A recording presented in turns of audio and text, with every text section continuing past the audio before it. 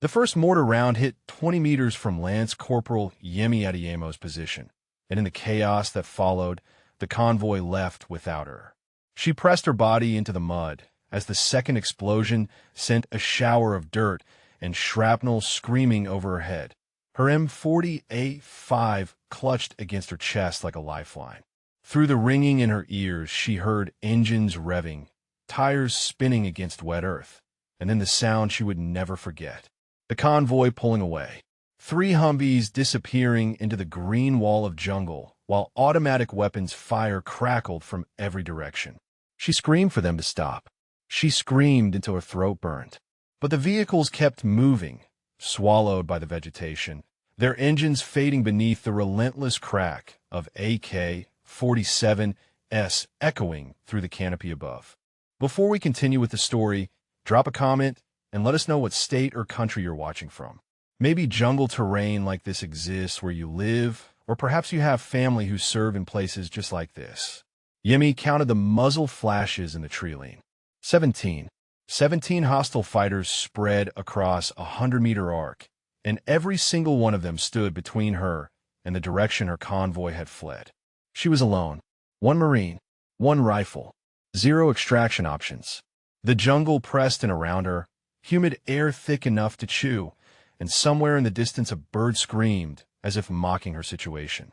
But the men now advancing through the underbrush did not know who they were hunting. They did not know that Yemi Adeyemo had spent 3 years in places where the jungle itself became a weapon, in deployments that never appeared on official records, in operations that taught her patience was deadlier than any bullet. They were about to learn why the Marines had given her the call sign Ghost. She forced her breathing to slow. Panic killed faster than enemy fire, and she had not survived this long by giving in to fear. The radio on her vest crackled with static, and then a voice cut through. Staff Sergeant Colton's voice, the man who led her team, the man who had looked directly at her position before ordering the convoy to move. "All units be advised," he said, his tone flat and professional. "We have confirmed casualties at the ambush site. Lance Corporal Adeyemo is Kia. Repeat, Adeyemo is killed in action. Do not attempt recovery. Area is too hot." Yemi's blood turned to ice. She was not dead. She was 30 meters from where that coward had last seen her, very much alive, and he had just told the entire battalion to leave her behind. The realization hit harder than any explosion. This was not chaos. This was not confusion. Colton had seen her. He had made eye contact before the second mortar fell, and he had chosen to report her dead anyway. She thought about the morning before the patrol, when she had shared her MRE with a young Filipino boy who lingered near the FOB perimeter every day. His name was Marco, and he reminded her of Deshawn. Same curious eyes, same shy smile, same way of watching the world like he was trying to figure out where he fit into it. She had learned enough Tagalog to make him laugh, and that laugh had been the best sound she had heard in months.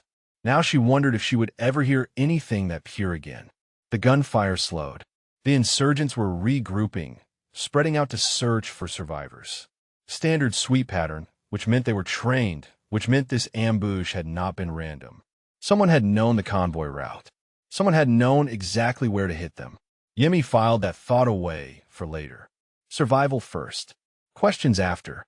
She low-crawled through the mud, every movement calculated, every inch of progress earned through discipline that had been beaten into her at Scout Sniper School and refined in the mountains of Afghanistan.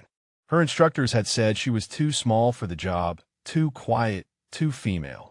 She had answered by posting the highest marksmanship scores in her training class and logging a confirmed kill at 847 meters during her first deployment. The men who doubted her learned to stop doubting. The men who hated her learned to hate in silence. And now the men hunting her through this jungle were about to learn the same lesson. She reached a fallen tree thick with moss and vines, positioning herself where the root system created a natural depression in the earth. Good cover, good sight lines.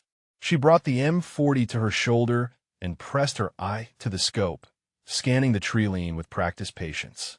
3 hostiles moving in a cluster 40 meters to her east. 2 more working their way along what remained of the road.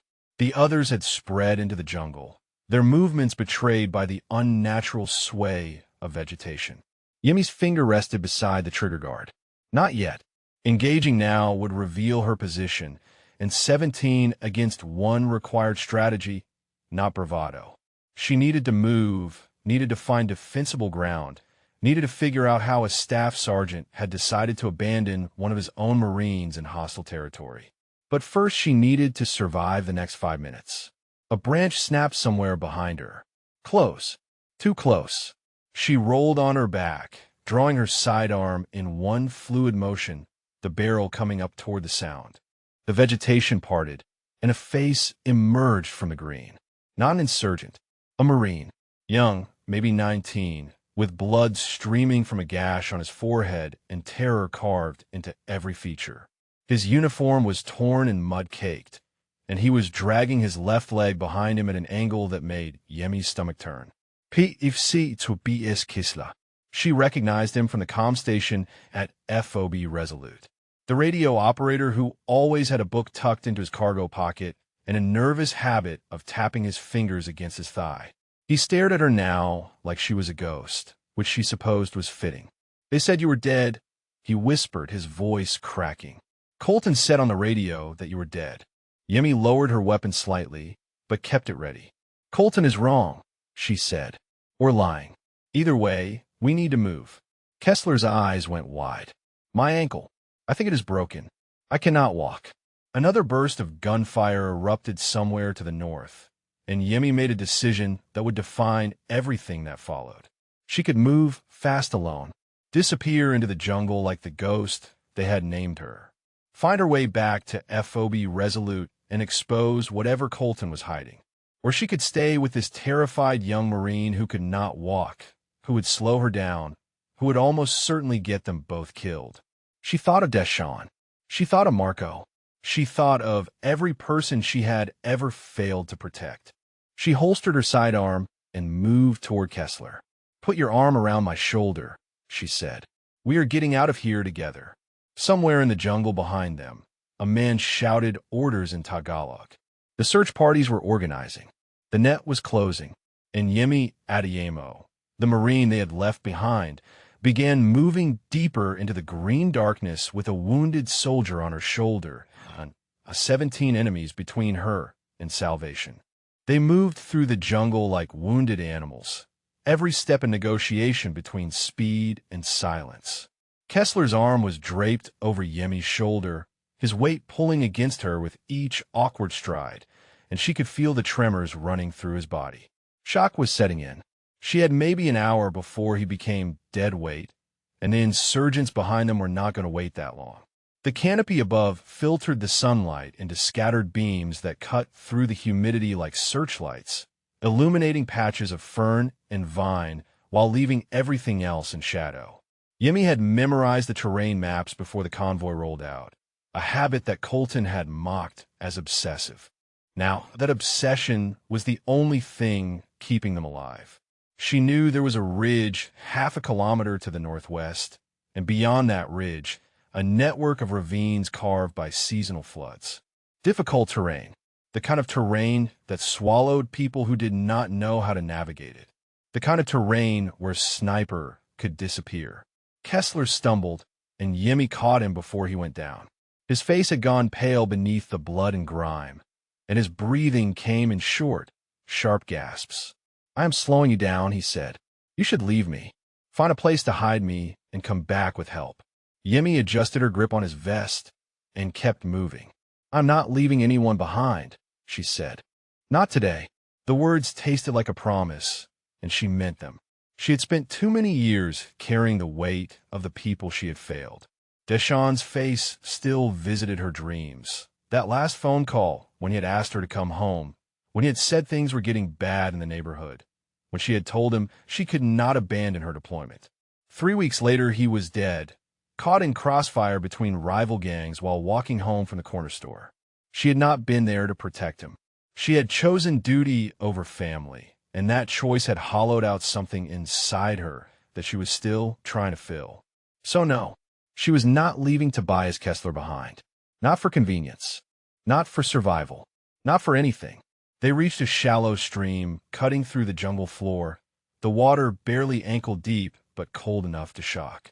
Yemi guided Kessler into the current and turned upstream, letting the water mask their trail.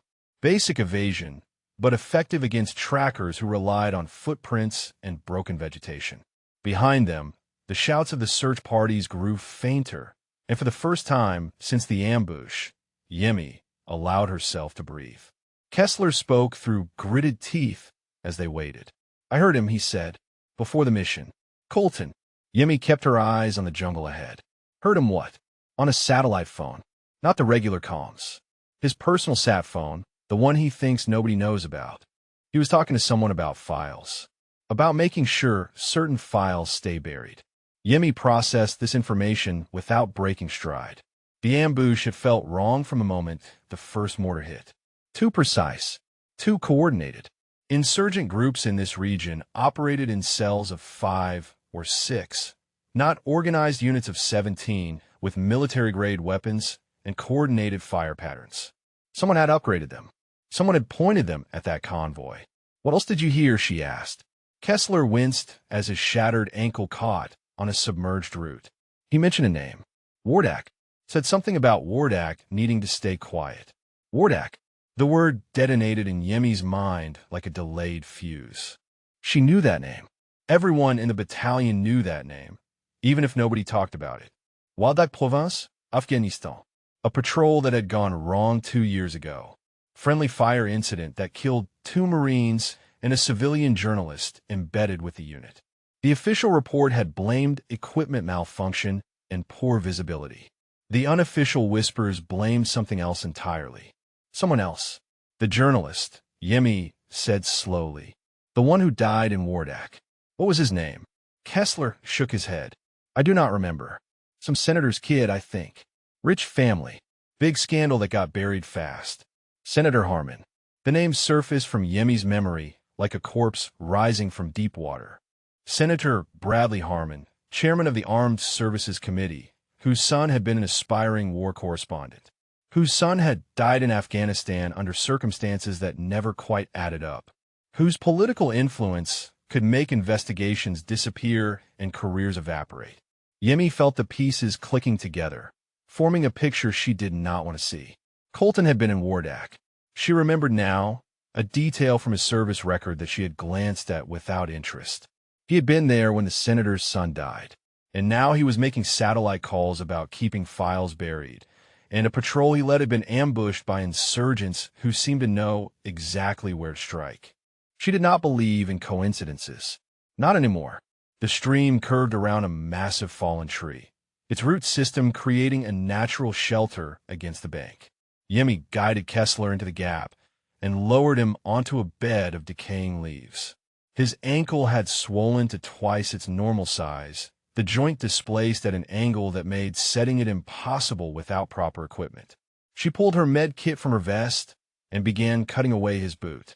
"This is going to hurt," she warned. "Everything already hurts," Kessler replied, attempting a smile that came out as a grimace. "Just do what you have to do." She worked quickly, splinting the ankle with branches and medical tape, immobilizing the joint as best she could. Kessler bit down on his own fist to keep from screaming, tears streaming down his face, but he did not make a sound. Tough kid, tougher than he looked. When she finished, his face was the color of wet cement, but his eyes were clear. "Why are you doing this?" he asked. "You do not even know me." Yemi secured the last strip of tape and sat back on her heels. "Because someone should have done it for my brother," she said, "and because leaving people behind is how the wrong people stay in power." Kessler studied her face for a long moment. "They do not like you," he said. "Colton and the others. They talk about you when you're not around. Say you do not belong in a combat unit.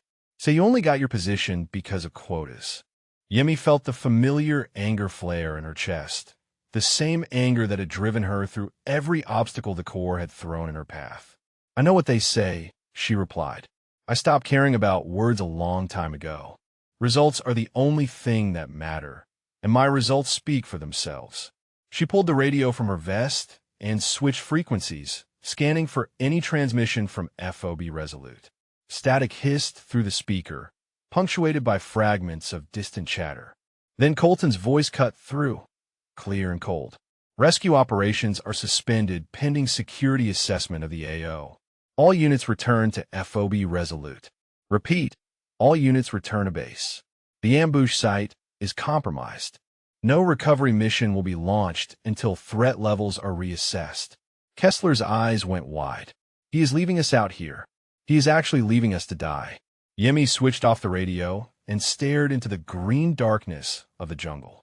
Colton was not just leaving them. He was making sure they never came back. Whatever secret he was protecting, whatever happened in Wardak, it was worth more to him than 2 Marine lives. But Bryce Colton had made a critical miscalculation. He had assumed Yemi Adeyemo would die in this jungle like the convenient casualty he needed her to be. He had forgotten what she was, what she had been trained to become. She checked her rifle, counted her remaining rounds, and began planning their route to the ridge.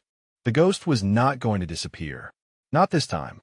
This time, the ghost was going to haunt the man who had tried to bury her. Yemi saw them before they saw her. 8 insurgents moving in a staggered column through the undergrowth, their weapons held at the ready, their eyes scanning the jungle with the focus of men who knew exactly what they were hunting. She pressed herself flat against the ridge and motioned for Kessler to stay down in the depression where she had hidden him. He nodded once, his face tight with pain, and pulled a fallen branch over his body for concealment. She had 23 rounds remaining for the M40. Her sidearm held another 15. Against 8 trained fighters in dense terrain, those numbers meant nothing if she engaged carelessly. Snipers survive by choosing their battles, by controlling the terms of every engagement, by making the enemy fight on ground that favored precision over numbers. The jungle offered her that advantage if she was patient enough to use it. The patrol passed within 40 meters of her position, close enough that she could hear their breathing, close enough that she could see the sweat staining their fatigues. They moved with discipline, maintaining proper intervals, checking their flanks. These were not village militia playing at war. These were fighters who had been trained by someone who understood tactics. The realization tightened something in Yemi's chest. Whoever had organized this ambush had resources, connections, the kind of support that did not come cheap. She let the first 5 pass, waited until the column stretched thin. Then she settled her crosshairs on the man, bringing up the rear, a heavy-set fighter with an RPG strapped across his back. The most dangerous target, the one who could turn a hidden position into a crater with a single well-placed shot. She exhaled slowly, felt her heartbeat steady, and squeezed the trigger. The rifle kicked against her shoulder, and the man dropped without a sound. His companion spun toward the noise, weapons rising, but Yemi had already shifted position. She moved through the underbrush like water flowing around stones, relocating 15 meters to the east before the first return fire shredded the vegetation where she had been. 2 more shots, 2 more bodies. The remaining 5 scattered into the jungle, shouting to each other in Tagalog, their discipline crumbling into panic. Yemi did not pursue.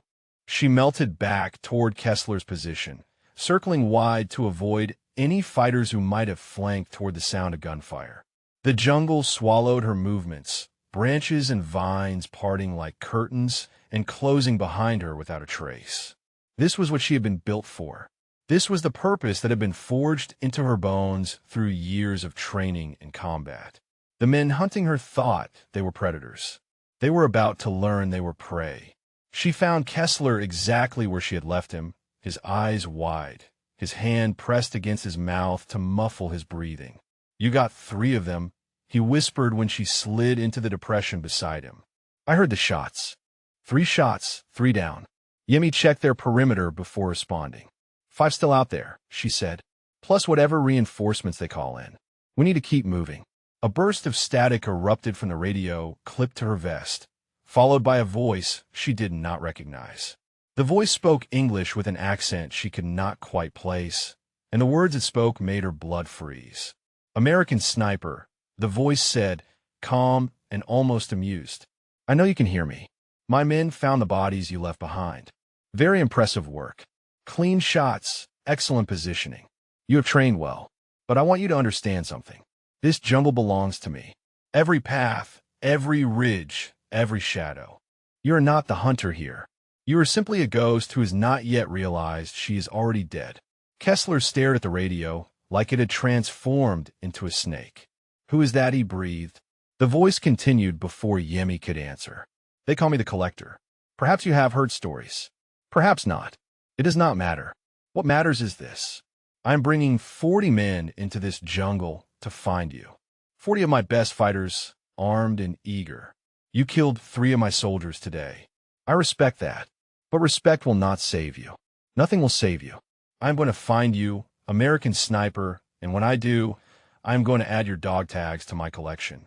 I have 17 American tags already. Yours will make 18. The transmission ended with a click, and the jungle seemed to grow darker around them. Yemi had heard of the Collector. Everyone operating in the southern Philippines had heard of him. A ghost story that commanders used to keep soldiers alert. A boogeyman whose legend had grown with every patrol that vanished without explanation.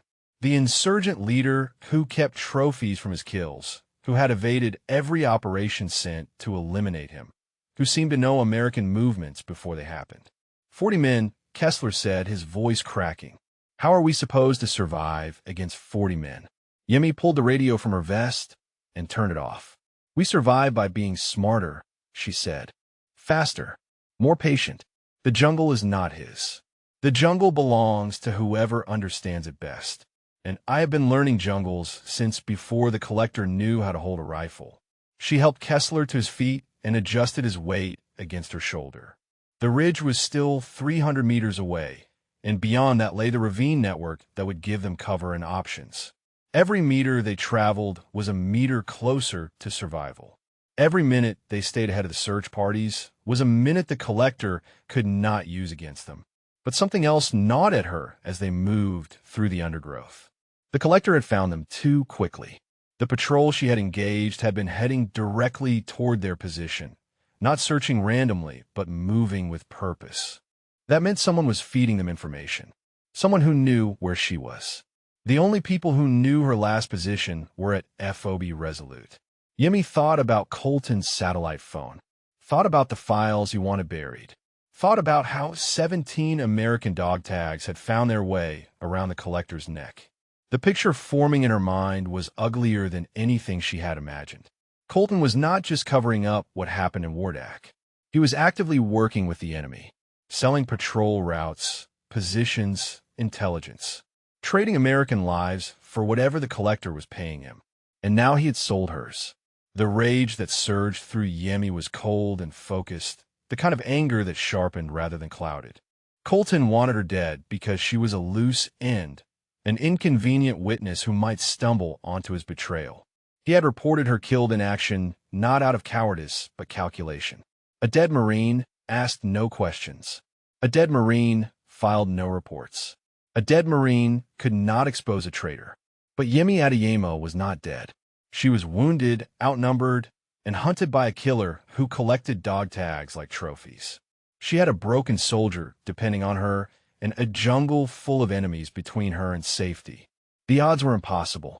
She smiled grimly as she pushed through the vegetation, Kessler groaning with each step. Impossible odds were the only kind she had ever known, and the men who had underestimated her had a habit of regretting it. The Collector wanted her tags. Colton wanted her silence. Neither of them understood what they had awakened. The ghost was done running. Now it was time to hunt. The rain came without warning, a wall of water that crashed through the canopy and transformed the jungle floor into a churning maze of mud and streams. Yemi pulled Kessler beneath an overhang of rock and vines, pressing them both against the stone as the downpour roared around them. The sound was deafening, loud enough to mask their movements, but also loud enough to mask anyone approaching. A blessing and a curse wrapped in the same violent storm. Kessler was shivering despite the tropical heat, his body burning through its reserves as shock and exhaustion took their toll. His eyes had developed a glassy quality that Yemi recognized from too many combat zones. He was fading. Without proper medical care, without warmth and fluids and rest, he would not last another 24 hours. Talk to me, Yemi said, keeping her voice low beneath the thunder of rain.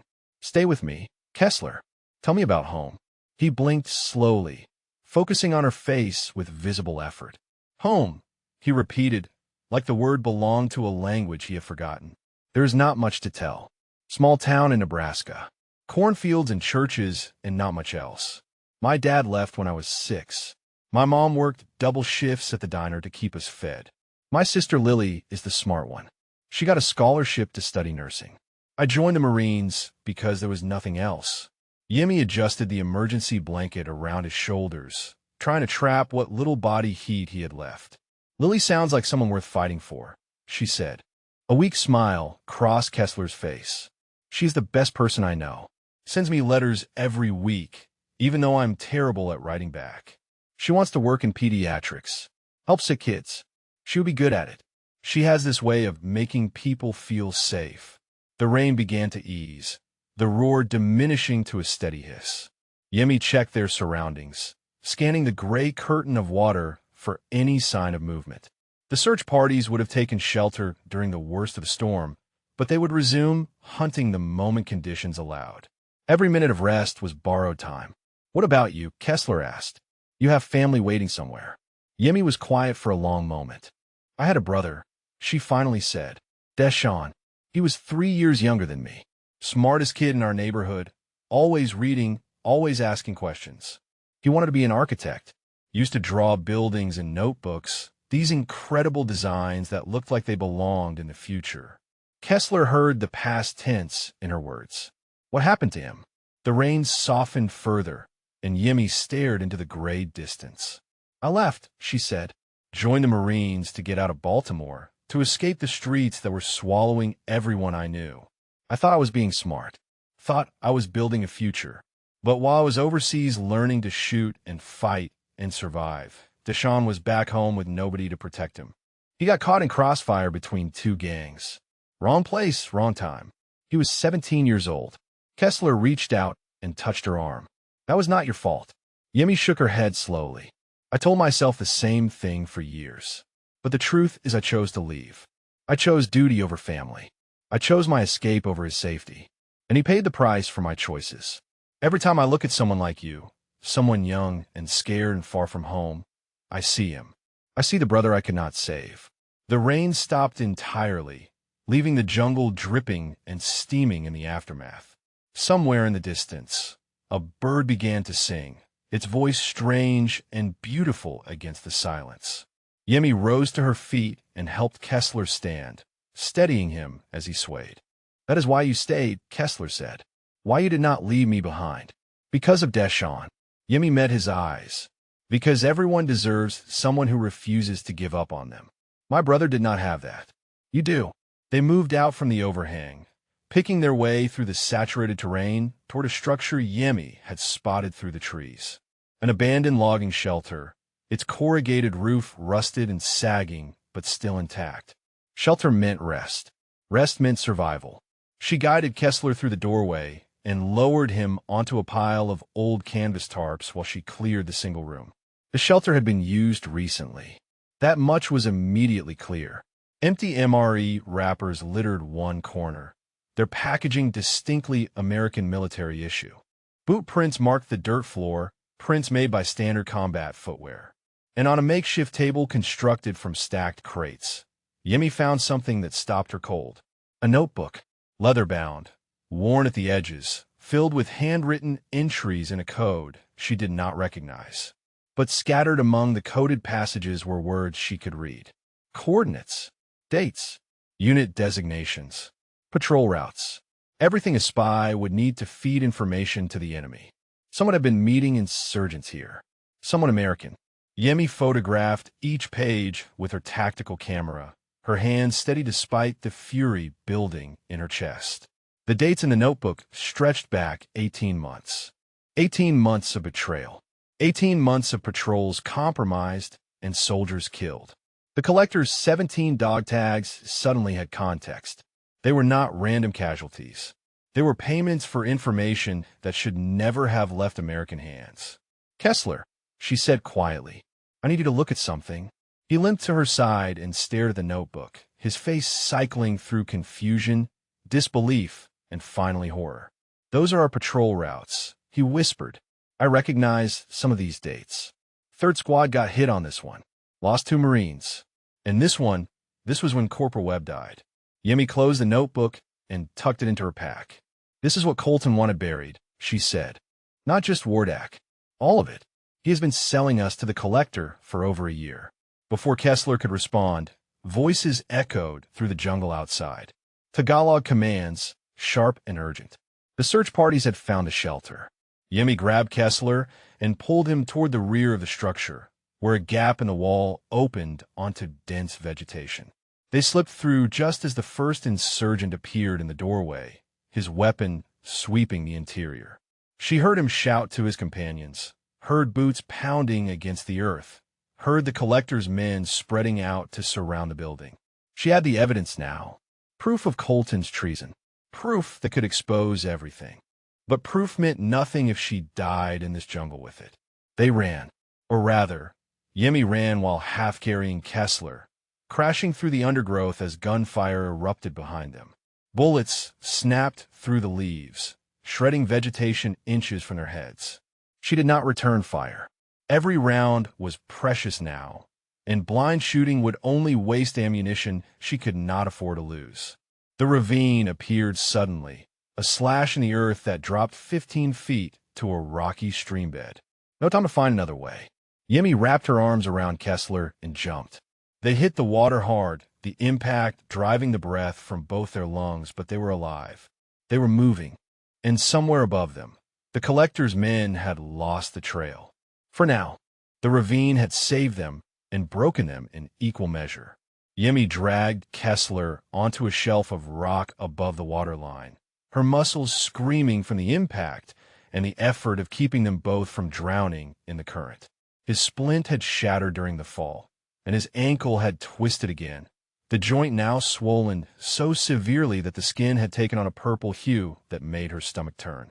He was conscious but barely, his eyes flickering open and closed as fever began its assault. The infection she had feared was setting in, his body burning resources it did not have to fight bacteria that were multiplying with every passing hour. Without antibiotics, without proper treatment, Tobias Kessler had maybe 18 hours. Maybe less. Yemi checked her ammunition. 11 rounds for the M40. 9 for her sidearm. 20 shots between her and 40 hunters who knew these jungles better than she ever could. The math was brutal, the kind of equation that had no good solutions. She could engage 7, maybe 8 targets before running dry. That left over 30 men to finish what their dead companions had started. She slumped against the ravine wall and allowed herself 30 seconds of despair. 30 seconds to feel the weight of everything pressing down on her. The impossible odds. The dying Marine beside her. The traitor who had orchestrated all of this from the safety of an American base. The brother she had failed and the promise she had made to never fail anyone again. Then the 30 seconds ended, and Yemi Adeyemo forced herself to think. The ravine ran roughly northwest, cutting through the jungle toward higher ground.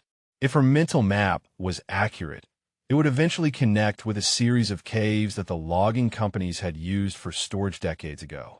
Défensible terrain, concealment options, a place where 20 rounds could last longer than they had any right to. Kessler stirred beside her, his hand reaching out to grip her wrist. "You should go," he said, his voice thin and reedy. "Leave me somewhere hidden. Come back with help. I'm only slowing you down." Yemi looked at his fevered face, at the fear and resignation battling in his eyes. "You told me about Lily," she said, "about how she wants to help sick kids, how she writes you letters every week. You think I'm going to be the one who tells her that her brother died alone in a jungle because I decided he was not worth saving?" Tears leaked from the corners of Kessler's eyes. "I do not want to be the reason you die too." "Then stay alive," Yemi said. "That is an order, private. You stay alive long enough for me to get us out of here." She fashioned a new splint from branches and strips torn from her uniform, working quickly despite her exhausted hands. The jungle around them had grown quiet, the search parties presumably regrouping after losing their trail at the ravine. But quiet never lasted long in hostile territory. The collector would not give up. Men like him never did. As if summoned by her thoughts, his voice crackled through the radio she had forgotten to discard. American sniper, the collector said, his tone almost conversational. My men found blood on the rocks where you jumped. Your companion is wounded. Yes. Badly, I think. You are running out of time and options. I want to offer you something. A trade. Yemi did not respond, but she did not turn off the radio either. Information was ammunition, and she needed every round she could get. Surrender yourself to me. The collector continued. Walk out of that ravine with your hands raised, and I will let the boy live. I have no interest in killing wounded children. I am not a monster. But you, the sniper who killed my men, you I want. Surrender, and your friend sees tomorrow. Refuse, and I will hunt you both until the jungle swallows your bones. Kessler gripped her arm with surprising strength. Do not listen to him, he hissed. He is lying. The collector does not let anyone go. Everyone knows that. Yemi knew it too. The offer was a manipulation, nothing more. A wounded Marine was a liability that the collector would eliminate the moment she was in custody. But the fact that he was making the offer at all told her something useful. He was not certain of her position. His men had lost the trail. He was fishing, hoping desperation would make her careless. She allowed herself a grim smile. The collector thought he was hunting a frightened woman running out of options. He had no idea what he was actually dealing with. But the smile faded as she looked at Kessler's deteriorating condition. Survival required movement, and Kessler could barely stay conscious. She could not carry him through the ravine system fast enough to matter. Every hour she spent supporting his weight was an hour the search parties used to close the net. The thought she had been avoiding forced its way to the surface. She could leave him, find a concealed position, make him comfortable, and move fast and light toward FOB Resolute. Bring back a rescue team with the evidence of Colton's treason. Save herself and expose the conspiracy. It was a smart play, the tactical decision, the choice any rational operator would make. Yemi closed her eyes and saw Deshawn's face. Saw him lying on a Baltimore sidewalk with 3 bullets in his chest while she was 10,000 miles away learning to be a warrior. She had not been there when he needed her most. She had chosen the mission over the person, and that choice had haunted her every day since. She opened her eyes and looked at Kessler. No, not again. Not ever again. You're going to think I am crazy, she said. But I need you to trust me. Kessler managed a weak laugh that turned into a cough. Lady, you jumped off a cliff holding me. Pretty sure we passed crazy a long time ago. Yemi pulled the notebook from her pack and tore out several pages, the ones with the most damning evidence. She folded them carefully and tucked them into the waterproof pouch on Kessler's vest. If something happens to me, she said, you get these to Captain Osei. Nobody else. Not Colton, not anyone in his chain. Only Osei. Can you do that? Kisla nodded weakly. What are you going to do? Yemi checked her rifle and began scanning the ravine walls for the best climbing route. I'm going to remind the collector why they call me Ghost. She squeezed Kessler's shoulder once, a silent promise, then began her ascent. The collector wanted to hunt her through this jungle. He wanted to add her tags to his collection. He thought he had the advantage of numbers and terrain and time. He was about to learn that ghosts do not run. They haunt, and by dawn, every insurgent in this jungle would know her name. The collector's voice exploded across every frequency at once, broadcasting on channels that only American military equipment could access. What followed changed everything Yemi thought she knew about the situation she was trapped in. Attention all personnel at FOB Resolute, the collector announced, his tone dripping with theatrical satisfaction. I have a story to tell you. A story about one of your own. A man named Bryce Colton. Yemi froze against the ridge where she had been positioning herself, her rifle forgotten as the words poured through her earpiece. For 18 months, the collector continued, Staff Sergeant Colton has been my most valuable asset. He has provided patrol routes, supply schedules, personnel deployments. Every ambush my men have conducted in this region was made possible by information he sold me. Those Marines you mourned at memorial services. those names carved into walls. They died because Bryce Colton valued money more than their lives.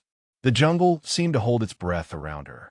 Yemi could imagine the chaos erupting at FOB Resolute, the disbelief and fury spreading through the ranks as the collector's accusations hit like mortar rounds. But wait, the collector said, his voice turning gleeful. There's more. Ask your staff sergeant about Wardak Province. Ask him about the night a senator's son died alongside 2 Marines. The official report blamed equipment failure. The truth is much uglier. Colton was drunk that night, impaired when he ordered the strike that killed his own men. And someone helped him bury the evidence. Someone powerful. Someone who could make investigations disappear. Yemi's mind raced through the implications.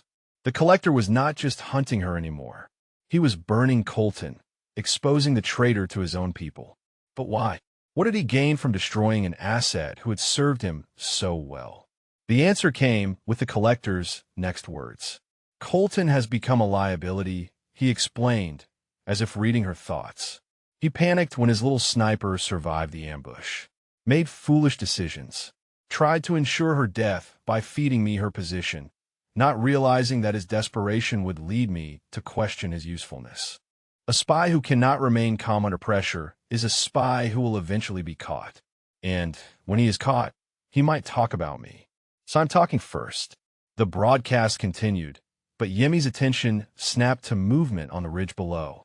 2 insurgent scouts working their way along the tree line, their heads turning toward the sound of voices. The collector's broadcast had given away her general position to his own men. Whether that was intentional or careless, the result was the same. She had company. She settled into her scope and took the first shot. The lead scout dropped. The second dove for cover, but not fast enough. Her second round caught him the shoulder, spinning him into the open where her third shot finished the job. 3 rounds spent, 8 remaining for the rifle. The broadcast was still playing as she relocated, the collector's voice following her through the jungle like a ghost of her own. At FOB Resolute, Captain Amara Osei had heard enough. Yemi did not know this yet, could not see the scene unfolding 12 kilometers away, but the woman who commanded their company was not the type to let accusations stand unexamined. While other officers gaped at their radios in shock, Osei moved. She found Colton in the communications center, his face the color of ash, his hands trembling as he fumbled with equipment. The broadcast had caught him completely off guard. He had thought the collector was his partner. He had not anticipated betrayal from that direction. Staff Sergeant, Osei said, her voice carrying the calm authority that had earned her respect throughout the battalion. Step away from that equipment. Colton turned to face her, and in his eyes she saw the desperation of a cornered animal. Captain, he started, his voice cracking. This is enemy propaganda. Psychological warfare. You cannot believe anything that terror says. Osei studied him for a long moment. Then explain the notebook, she said. The one recovered from the logging shelter. The one with patrol routes in American handwriting matching your service records. Colton's face went blank. What notebook? Lance Corporal Adeyemo photographed it before she was forced to flee. Transmitted the images during a brief window of satellite coverage 2 hours ago. Our intelligence section has been analyzing them ever since. They match 18 separate incidents over the past year and a half. 18 patrols compromised. 23 Marines killed. The blood drained from Colton's face entirely. He reached for the sidearm on his hip, but Osei was faster. Her weapon cleared the holster before his fingers touched metal. Do not, she said quietly. Colton did not listen. His hand closed around the pistol grip, and in the same motion he grabbed Lieutenant Chun, the young communications officer who had been monitoring the broadcast. The lieutenant gasped as Colton's arm wrapped around his throat, the pistol pressing against his temple. I am walking out of here, Colton said, backing toward the door. Anyone follows me, the lieutenant dies. He was gone before anyone could react, disappearing into the base with a hostage and nothing left to lose. Back in the jungle, Yemi heard the chaos through fragmented radio traffic. Shots fired at FOB Resolute. Colton has escaped custody. All personnel on alert. The situation had spiraled beyond anything she could have predicted. Colton was no longer just a traitor hiding behind his rank. He was a fugitive, a desperate man who knew that his only chance of survival was ensuring that the witnesses against him never made it home. And there was only one witness who mattered. One person who had seen the notebook, photographed the evidence, and could testify to everything Colton had done. Yemi understood what was coming before the collector announced it. Colton was heading into the jungle, not to escape but to hunt, to find her before the rescue teams did, to kill her and destroy the evidence, to eliminate the only person who could guarantee his conviction. She checked her rifle. 8 rounds.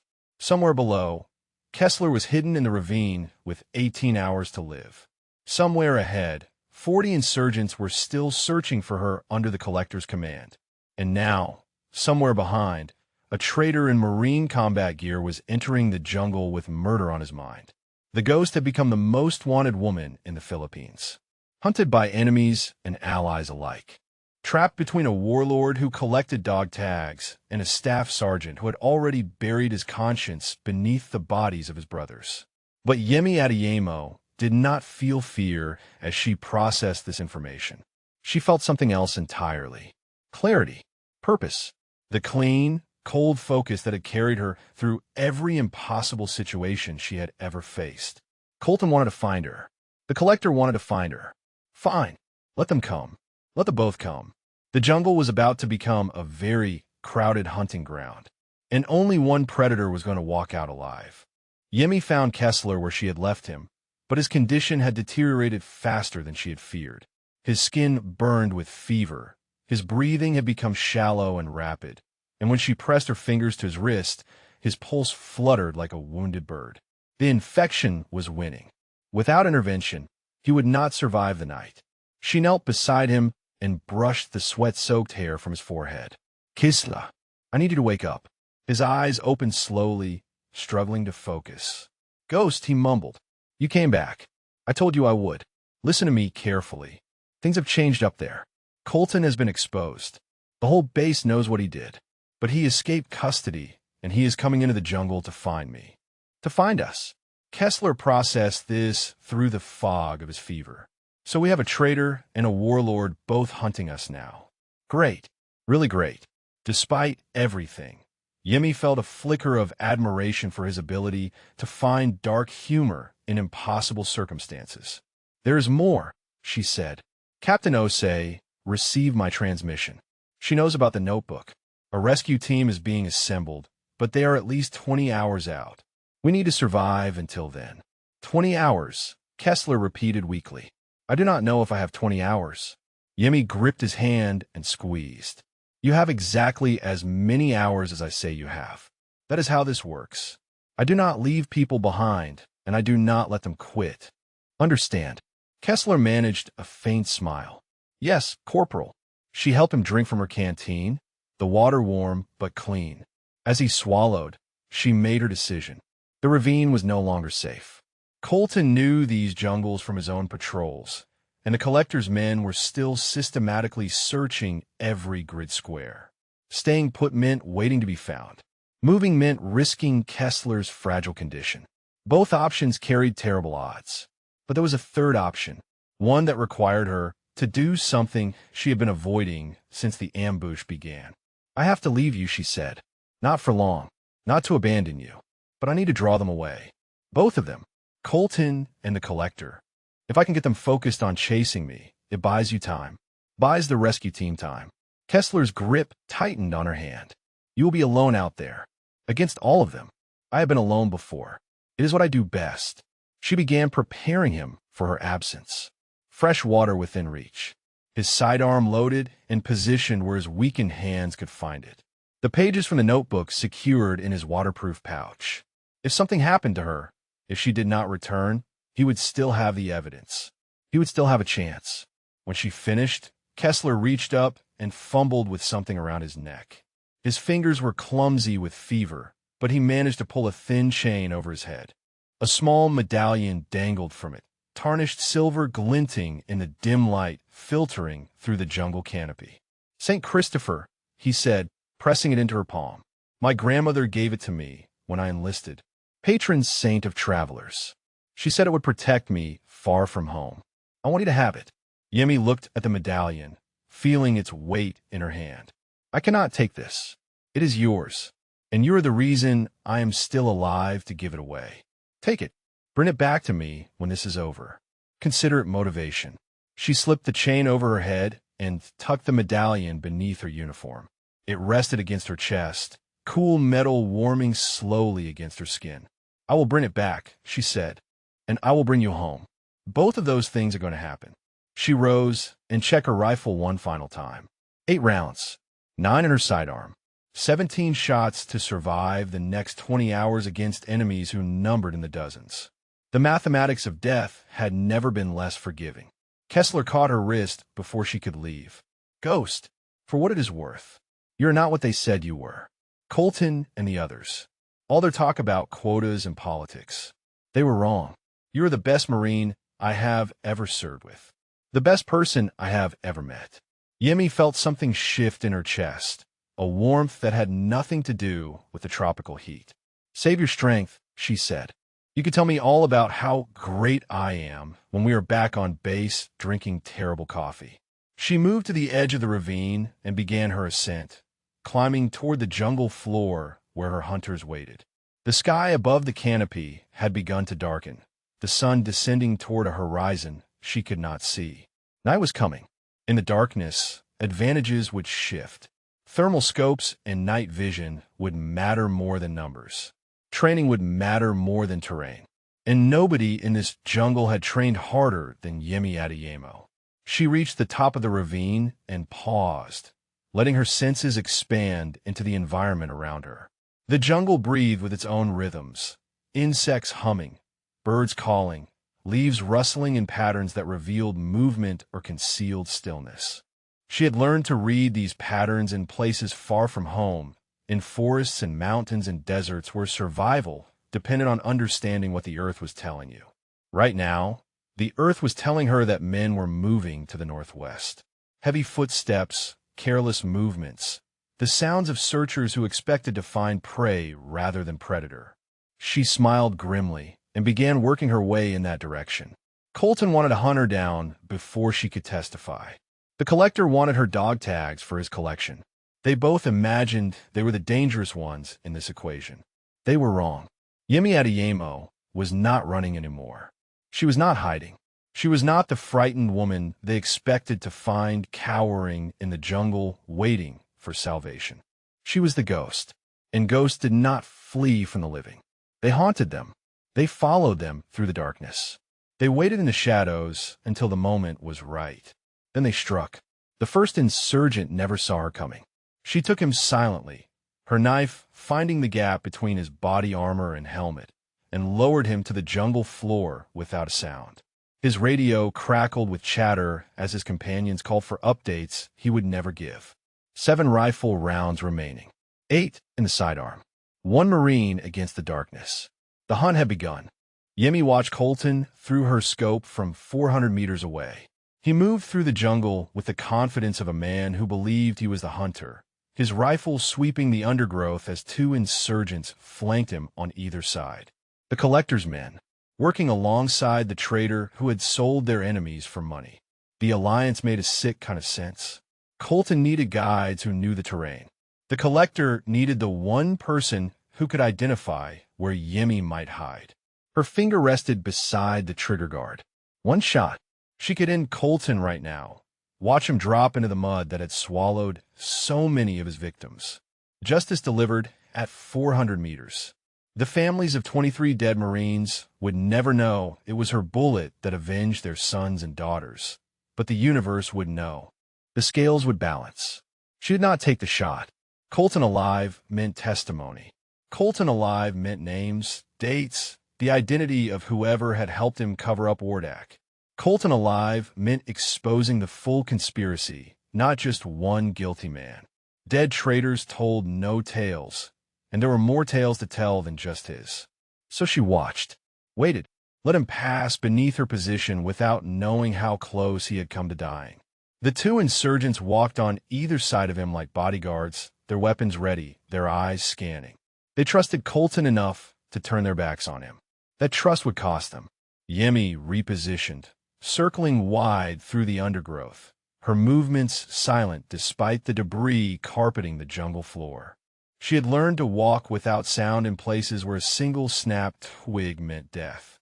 This jungle was louder than those places, filled with insects and birds and the constant drip of moisture from the canopy above. The noise covered her. The darkness embraced her. She found the insurgent patrol before they found her. 6 men moving in a loose formation, their flashlights cutting erratic paths through the blackness. Undisciplined, overconfident, they expected their prey to be running, not hunting. That expectation would be their final mistake. The first man died without knowing she was there. Her knife opened his throat before his brain could register the shadow that had materialized beside him. The second turned at the wet gurgle of his companion's last breath, but her blade was already moving, punching through the gap beneath his arm and into his heart. 2 down in 3 seconds. 4 remaining. She melted back into the darkness as the survivors began shouting, their flashlights swinging wildly, their weapons firing at shadows. Panic made them loud. Panic made them targets. She circled behind them while they sprayed bullets in an empty jungle, and when the shooting paused for reloads, she struck again. 3, then 4. The 5th ran screaming into the darkness, crashing through vegetation without direction or thought. The 6th tried to call for help on his radio, but her final knife strike silenced him before he could transmit.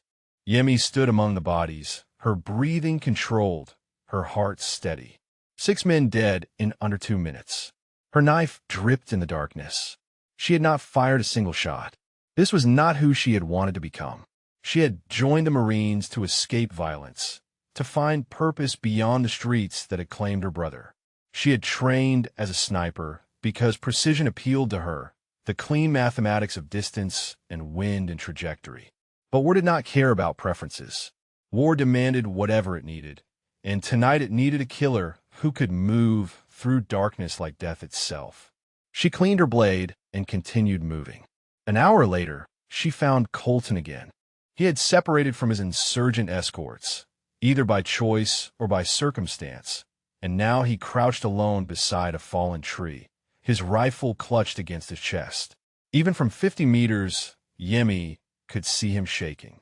The confident hunter from before had disappeared. In his place was a frightened man who had finally realized he was not alone in this jungle. She could have killed him then, should have killed him, but instead she did something that surprised even herself. She stepped out of the shadows and let him see her. Colton's rifle came up instantly, the barrel tracking toward her chest. "Adeyemo," he breathed. "You should be dead. Sorry to disappoint." She kept her own weapon lowered, a calculated risk that could end her life in an instant. "We need to talk." "Talk." He laughed, the sound brittle and unhinged. "There is nothing to talk about. You have the notebook. You transmitted the evidence. My career is over. My life is over. What else is there?" "The truth," Yemi said. "Who helped you cover up Wardak? Who made the investigation disappear? You did not do that alone, Colton. Someone with stars on their shoulders protected you. I want to know who." Colton's finger tightened on the trigger. "And why would I tell you anything? Because the collector is going to kill you whether you help me or not. You heard his broadcast. You're a liability now.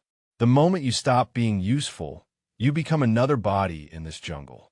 Your only chance of surviving the night is if I get you back to FOB Resolute. And the only way that happens is if you give me something worth saving." The standoff stretched through seconds that felt like hours. Yemi watched Colton's eyes, watched the calculations happening behind them. Self-preservation warring with spite. Fear battling hatred. He was a cornered animal, and cornered animals were unpredictable. Then movement in her peripheral vision changed everything. The collector's men emerged from the jungle behind Colton. 5 of them, weapons raised, spreading into a semicircle that trapped both Americans in a kill zone. Colton spun toward them, his rifle swinging away from Yemi, and in that moment of chaos, she made her choice. She raised her M40 and fired. Once, twice, 3 times. 3 insurgents dropped before the others could react. Colton stood frozen, unable to process that the woman he had tried to kill had just saved his life. The remaining two fighters returned fire, but Yemi was already moving, tackling Colton behind the fallen tree as bullets shredded the air above their heads. 4 rounds remaining. She pressed her back against the rotting wood and looked at the man beside her. The traitor who had sold her to the enemy. The coward who had left her to die. The murderer whose greed had cost 23 Marines their lives. "Congratulations," she said flatly. "You're now my prisoner. When we get out of this, you're going to tell Captain Osei everything. Names, dates, bank accounts, all of it. And then you're going to spend the rest of your miserable life in Leavenworth." "Understood." Colton stared at her with something that might have been shock or might have been the beginning of broken surrender. "Why?" he whispered. "Why save me? After everything I did." Yemi checked her rifle and prepared to engage the remaining insurgents. "Because dead men cannot testify," she said. "And because leaving people behind is what you do. Not me. Never me." The jungle erupted with gunfire as the collector's reinforcements arrived. Bullets tore through the fallen tree, spraying rotted wood and debris across Yemi's back as she pressed Colton flat against the jungle floor. The collector's reinforcements had arrived in force, at least a dozen fighters spreading through the undergrowth, their muzzle flashes strobing through the darkness like angry fireflies. For rifle rounds, 9 in the sidearm, 13 shots against 12 or more enemies who had them pinned and outgunned.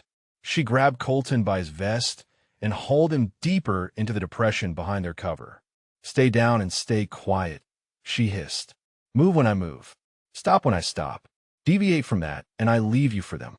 Colton nodded frantically, his earlier arrogance stripped away by the reality of combat. He was a desk warrior who had bought his way through danger by selling others. Now that the danger had found him personally, he had nothing left but fear. Yemi calculated angles and distances in the span of 2 heartbeats. The insurgents were approaching from the east, using the terrain to funnel toward their position. Standard assault formation, which meant they expected resistance, but not counterattack. They thought they had trapped wounded prey. They were wrong. She rose from cover just long enough to place 2 shots. Both found their marks. 10 enemies remaining. 2 rifle rounds left. Return fire intensified, forcing her back down as the tree disintegrated around her. She could not stay here. Another 30 seconds, and they would be flanked. Another minute, and the crossfire would make survival impossible. There, 20 meters to the west, a shallow ravine cut through the jungle floor. Not deep enough for true cover, but enough to break line of sight. Enough to create options. She grabbed Colton and ran. Bullets snapped past her ears as they sprinted through the undergrowth, branches whipping against her face, roots threatening to trip her with every stride. Colton stumbled twice, and both times she dragged him forward without slowing. The ravine appeared in the darkness, and she threw herself into it, pulling the traitor down beside her as automatic fire shredded the vegetation above their heads. They crawled through mud and standing water, the ravine twisting deeper into the jungle. Behind them, shouts echoed as the insurgents realized their prey had escaped the kill zone. Flashlight beams cut through the canopy, searching, probing. Yemi kept moving, putting distance between them and their pursuers, letting the jungle swallow their trail. 5 minutes. 10. The sounds of pursuit faded into the general chorus of the night jungle. They had bought themselves time. Not much, but enough to breathe. Colton collapsed against the ravine wall, gasping for air. His face had gone gray, and his hands trembled so badly he could barely grip his rifle. "You saved me," he said between ragged breaths. "Again, why do you keep saving me?" Yemi checked their surroundings before answering. "I told you, dead men cannot testify. That is not the whole truth. Nobody risks their life this many times for testimony. What is the real reason?" She considered lying, considered deflecting, but something about the darkness and the danger stripped away the pretense. "My brother died because I was not there to protect him," she said. "I made a choice to serve my country instead of staying home where he needed me. That choice cost him everything. I swore I would never make it again. Never leave someone behind, no matter who they are or what they have done. Colton was quiet for a long moment. I had a brother too, he finally said. Kevin. He died in Wardak. He was one of the 2 Marines killed that night. Yemi felt the words hit her like a physical blow. Your own brother. Colton's voice cracked. It was an accident. I was drinking to cope with the stress. Just a few shots to take the edge off before the patrol. I did not think it would affect my judgment. But when we made contact, I panicked. Called in coordinates wrong. The strike hit our own position instead of the enemy. Kevin was standing right next to me when it happened. Tears streamed down his face, cutting tracks through the grime and mud. The senator's son saw everything. He was going to report it, going to tell the world that I killed my own brother through negligence. So when the extraction came, I made sure he did not make it back. You murdered him, Yemi said flatly. I covered up my mistake. Colton's voice had gone hollow, empty of everything except exhaustion. General Whitmore helped. He owed favors to the senator's political opponents, made the investigation disappear in exchange for me, keeping my mouth shut about some things I'd seen him do overseas. One cover-up led to another. Then the collector found out what I had done and offered me money to keep doing it. Every patrol I compromised, every Marine who died, I told myself it was necessary. Told myself I had no choice. You always had a choice, Yemi said. You just kept choosing wrong. The sound of approaching footsteps cut off any response. Close. Too close. Yemi raised her rifle and sighted down the ravine, her last 2 rounds ready to fire at whatever emerged from the darkness. A figure appeared, not an insurgent, a man in American combat gear, moving with the easy confidence of someone who owned every shadow he passed through. He stopped 20 meters away and smiled, his teeth white against the darkness of his face. The ghost herself, he said. I wondered when we would meet properly. I am the collector, and I must say, you have impressed me tonight. 11 of my men dead by your hand. Perhaps more. You are everything the stories claimed and more. Yemi kept her rifle trained on his chest. One more step, and I add you to the count. The collector spread his hands in a gesture of mock surrender. Such hostility. And here I came to make you an offer. I know where your young friend is hiding. The wounded one. Kessler, yes. My men found his position an hour ago. They are waiting for my command to move in. The blood froze in Yemi's veins. Surrender yourself to me now, the collector continued, and I will let him live. I will even let Colton go, worthless as he is. All I want is you, your skills, your reputation. Imagine what we could accomplish together, Ghost. The things I could teach you, the power we could claim. Behind her, Colton shifted. Do it, he whispered. Save Kessler. I will turn myself in, testify to everything. Just save the kid. Yemi stared at the collector through her scope. 547 meters was her longest confirmed kill. This shot was barely 20. She could not miss at this range. But if she killed him, his men would execute Kessler before she could reach the ravine. She lowered her rifle. The collector smiled. Wise choice. Now, step forward slowly, and we can discuss the terms of your new employment. Yemi took one step, then another. The St. Christopher medal pressed against her chest, warm from her body heat. She thought of Kessler giving it to her, his fevered hands trembling. She thought of Deshawn, dying alone on a Baltimore street. She thought of every promise she had ever made and every one she had ever broken. Then she heard the helicopters. The sound cut through the jungle like thunder, rotors beating the air into submission as searchlights lanced down through the canopy. American helicopters, Marine markings visible in the strobing light. The rescue team had arrived 12 hours early. The collector's smile vanished. His hand moved toward his weapon, but Yemi was faster. Her rifle came up in one fluid motion, and she took the shot. The bullet caught him in the shoulder, spinning him backward, his weapon flying from his grip. Not a kill shot. Deliberate. She needed him alive, just like she needed Colton alive. Testimony. Evidence. Justice delivered through the system rather than through the scope. She charged forward before he could recover, closing the distance in seconds. Her boot connected with his jaw as he tried to rise, and he went down hard, blood streaming from his mouth. She planted her knee on his chest and pressed the barrel of her sidearm against his forehead. "Your collection ends tonight," she said. Above them, Marines fast-roped through the canopy, their weapons sweeping the jungle as they secured the perimeter. Yemi heard shouting, orders being given, the organized chaos of a combat rescue operation. Someone was calling her name. She did not move from the collector's chest until hands she recognized pulled her away. Captain Osei's face appeared above her, illuminated by the helicopter's searchlights, her expression caught between relief and amazement. "Lance Corporal Adimo," the captain said, "you have a lot of explaining to do." Yemi looked at Colton, now surrounded by Marines with weapons drawn. Looked at the collector, being zip-tied by operators who had heard his broadcast and wanted very much to show him what they thought of men who collected American dog tags. "Kessler," she said, "the ravine. He needs medical attention now." "Already en route?" Osei replied. "We tracked his position from his emergency beacon. He activated it 2 hours ago. That's how we found you so quickly." The beacon. Yemi had shown him how to use it before she left. A contingency in case everything went wrong.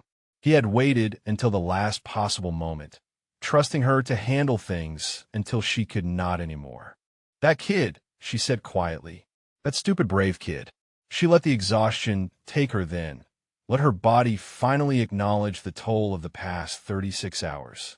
Marines swarmed around her, medics checking her wounds, officers demanding reports. But all Yemi could think about was a St. Christopher medal pressed against her heart and the promise she had made to return it.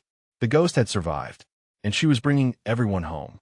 The medical evacuation helicopter touched down at FOB Resolute as the first light of dawn broke over the jungle canopy. Yemi refused treatment until she saw Kessler carried past on a stretcher, his face pale, but his eyes open, his hand reaching toward her as the medics rushed him toward the field hospital. She caught his fingers for just a moment, felt the weak squeeze of his grip, and then he was gone through the doors and into the hands of surgeons who would fight to save his leg. She stood in the landing zone and watched the doors swing closed behind him. 37 hours. That was how long she had kept him alive in that jungle. 37 hours of carrying him, hiding him, fighting for him against impossible odds. Now his survival was in someone else's hands, and the helplessness of that reality hit her harder than any bullet ever had. Captain Osei appeared at her shoulder. "He's going to make it," she said.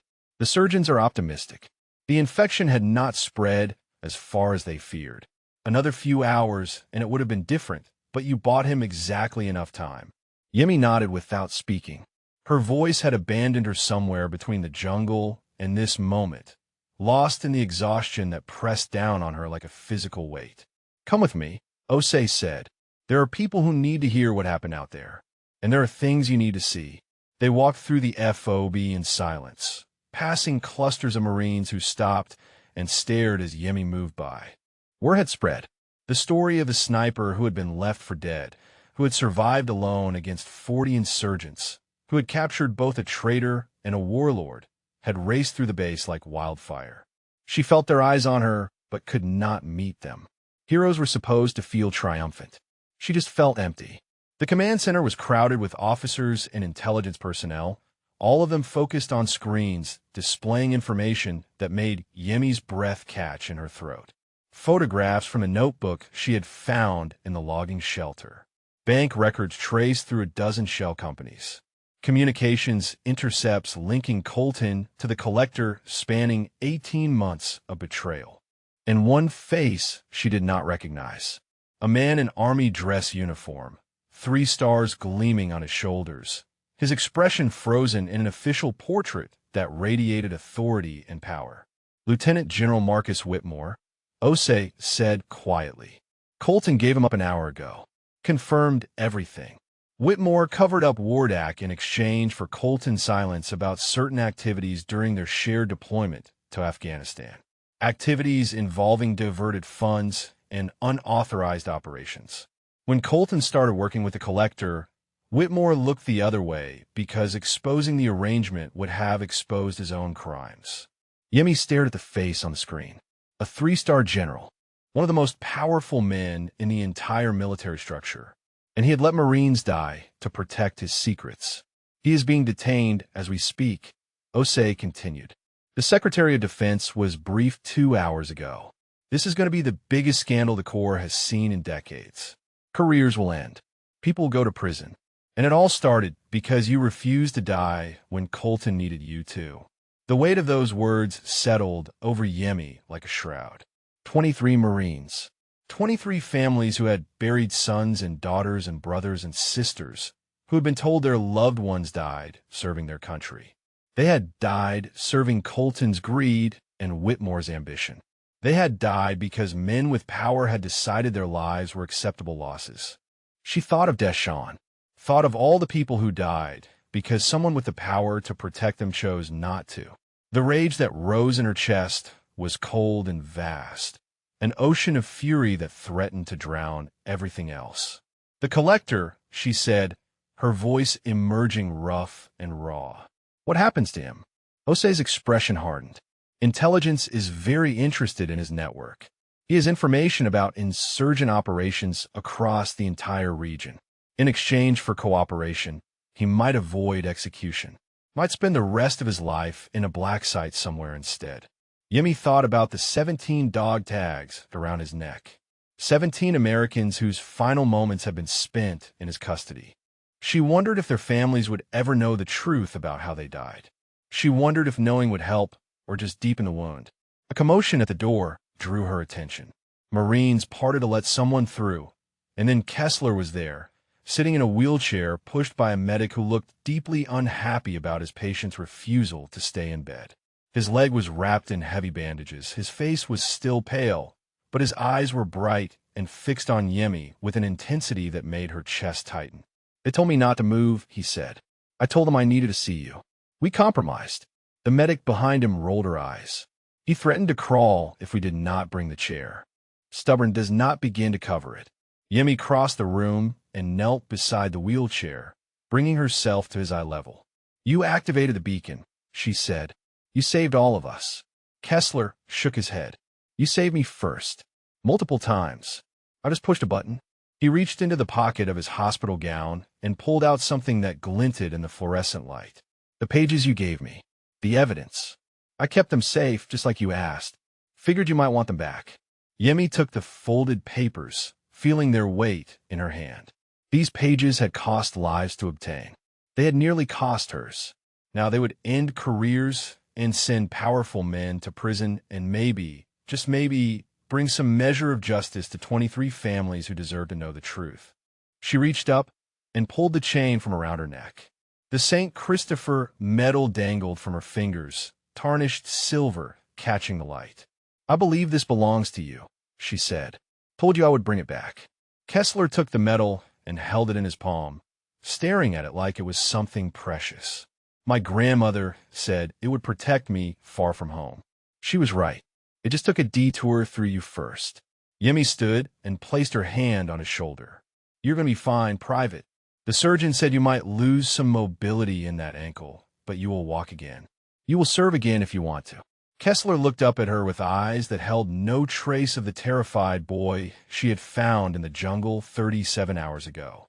He had aged years in less than 2 days. Combat did that to people. Survival did that to people. He said. I want to serve with Marines like you. People who do not leave anyone behind, no matter what. Captain Osei stepped forward, her expression carrying something Yemi could not quite read. Speaking of service, she said, Lance Corporal Adeyemo, there are going to be a lot of conversations in the coming days. Debriefs, investigations, probably a lot of politicians wanting to shake your hand for the cameras. But before all that, I wanted you to know something. She reached into her pocket and withdrew a small velvet box. I put in the paperwork this morning. It will take time to process, but given the circumstances, I expect approval within the week. Yemi opened the box. Inside, a bronze star with a V device for valor rested against dark fabric. The metal caught the light, its surface gleaming with the promise of recognition she had never sought but had undeniably earned.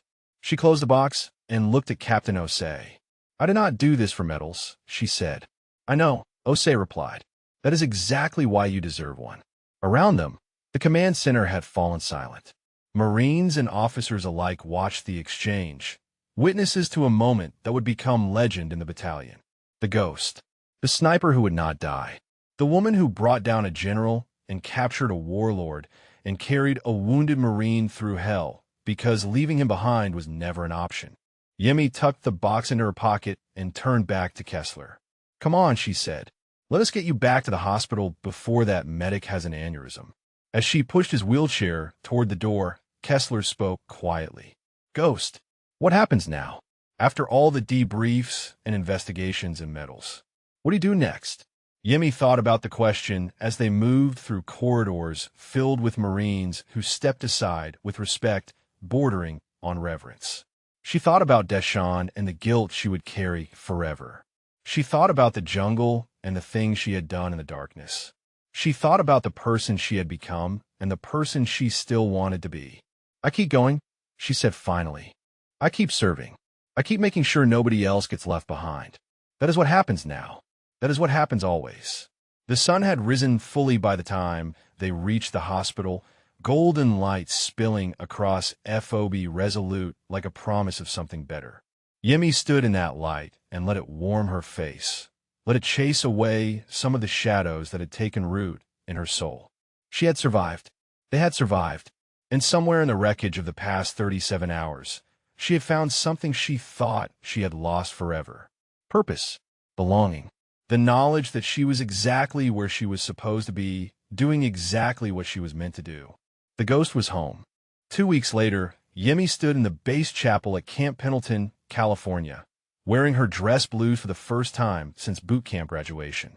The metal pin to her chest felt heavier than its actual weight, a constant reminder of everything that had happened in the Philippine jungle and everything that had followed. The ceremony had drawn hundreds of attendees.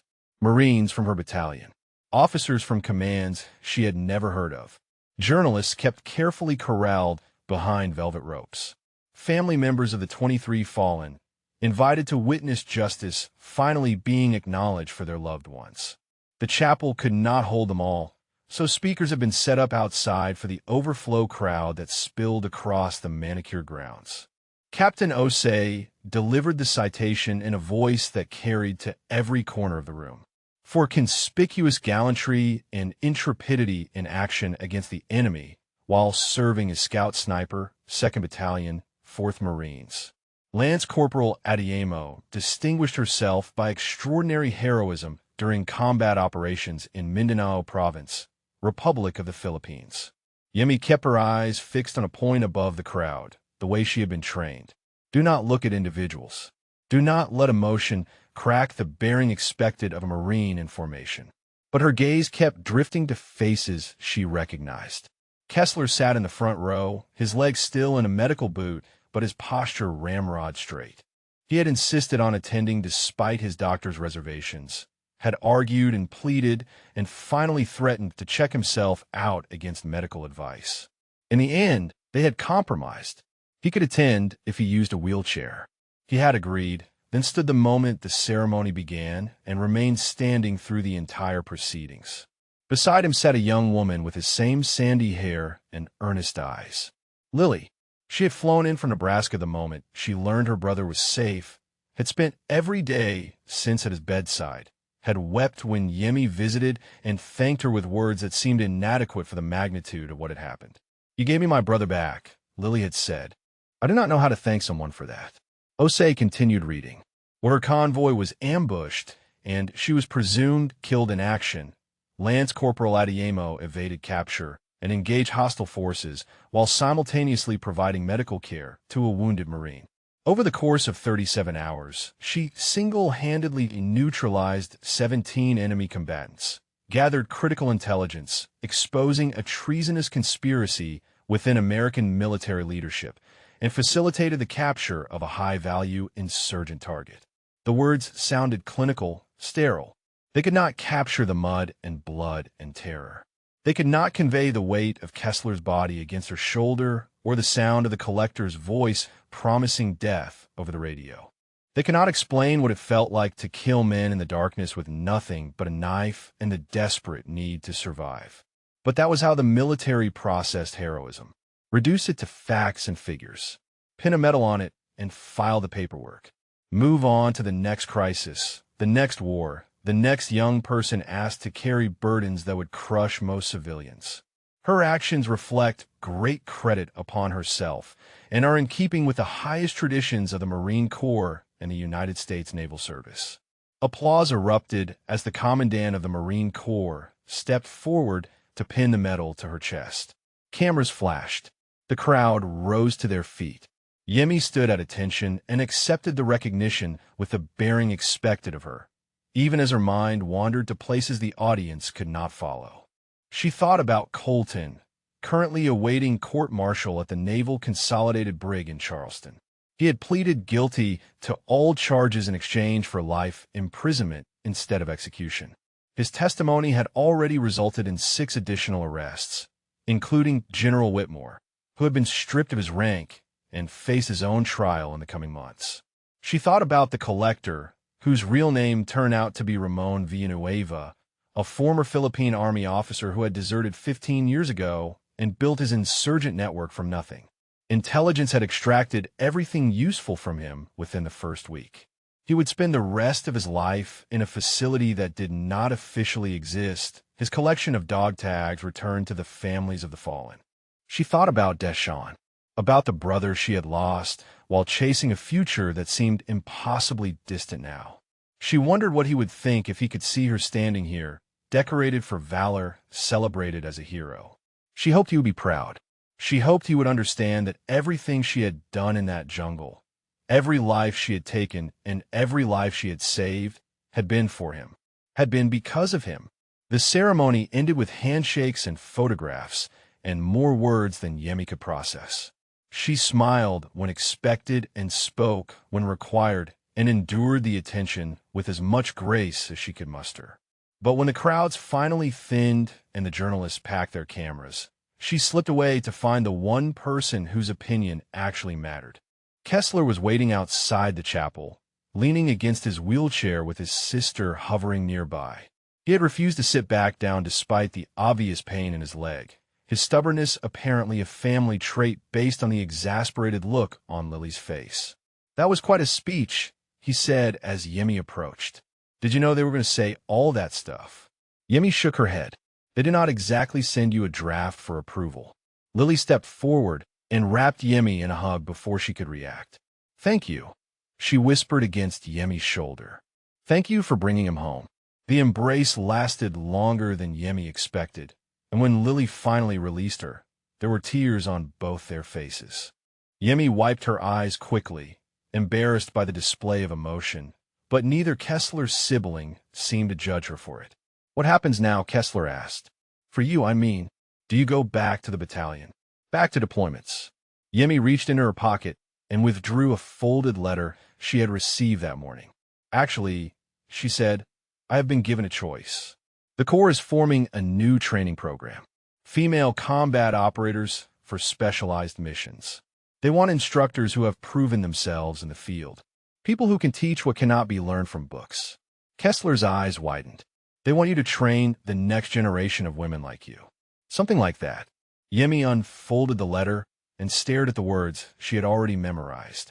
It would mean leaving the battalion, leaving deployment rotations, trading the rifle for a classroom, at least part of the time. "And what did you decide?" Lily asked. Yemi thought about the jungle, about the darkness and the blood and the weight of lives taken and saved. She thought about the young women who would follow in her footsteps, who would face the same doubts and dismissals and impossible odds she had overcome. She thought about what it would mean to shape them, to give them the tools she had forged through fire and loss. "I decided that the best way to make sure nobody gets left behind is to train people who understand what that really means," she said. "People who have been tested. People who know the cost." Kessler grinned, the expression transforming his face from wounded survivor to the eager young Marine she had first encountered in the jungle. "Then I guess I know where I am requesting assignment when I finish rehabilitation." Yemi raised an eyebrow. "You want to train with me?" "I want to serve with people who do not give up," he said, People who keep their promises. You show me what that looks like. Now I want to show others. Lily laughed and shook her head. You, Adeyemo, have created a monster, she said. He has not stopped talking about rejoining active duty since he woke up from surgery. Good, Yemi said. The Corps needs more monsters like him. She looked at the medal on her chest, then at the siblings standing before her, then at the California sky stretching blue and endless above them all. The weight she had carried since Deshawn's death had not disappeared. It would never disappear entirely. But somewhere between the jungle and this moment, it had transformed into something she could bear. Purpose, legacy, the knowledge that her survival meant something beyond her own continued existence. The ghost had a new mission now, and she was just getting started. 6 months later, Corporal Yemi Adeyemo stood at the edge of the rifle range at Marine Corps Base Quantico, watching 12 young women take their positions on the firing line. The morning sun cast long shadows across the grass, and the air carried the crisp bite of a Virginia autumn. Behind her, the hills rolled green and gold toward a horizon she had once thought she would never see again. The promotion had come through 3 months after the ceremony at Camp Pendleton. Captain Osei had personally pinned on the new chevrons, her expression carrying a pride that words could not adequately convey. You earned this, Osei had said. Now earn it again every single day. Yemi intended to do exactly that. The women on the firing line came from every background imaginable. A former college athlete from Texas who had joined the Corps to prove she could handle anything. A quiet engineer from Massachusetts who had discovered a gift for precision that surprised everyone, including herself. A single mother from Georgia who had enlisted to build a better life for her daughter. 12 different stories, 12 different reasons for being here, united by a single purpose. They wanted to become what Yemi had become. They wanted to prove that gender was irrelevant when it came to combat effectiveness. They wanted to serve their country in ways that previous generations of women had been denied. And Yemi was going to make sure they were ready. Settle your breathing, she called out, walking the line behind them. Your rifle is an extension of your body. Your scope is an extension of your eye. When you pull that trigger, there should be no separation between intention and action. You and the weapon are one system working toward one purpose. She paused behind a young lance corporal named Daria Okonkwo, watching the slight tremor in her shoulders. Okonkwo had the talent, but not yet the confidence. She second-guessed herself at critical moments, let doubt creep in when certainty was required. It was a problem Yemi recognized intimately because she had once suffered from the same affliction. Okonkwo, she said quietly, what are you thinking about right now? The lance corporal's jaw tightened. Whether I'm going to miss, Corporal. Wrong answer. Yemi knelt beside her, bringing her voice low enough that only Okonkwo could hear. You are thinking about failure before you have even attempted success. That is backwards. When you look through that scope, the only thing that exists is the target and your ability to hit it. Everything else is noise. Doubt is noise. Fear is noise. The opinions of people who said you did not belong here are noise. Silence all of it. Find the stillness.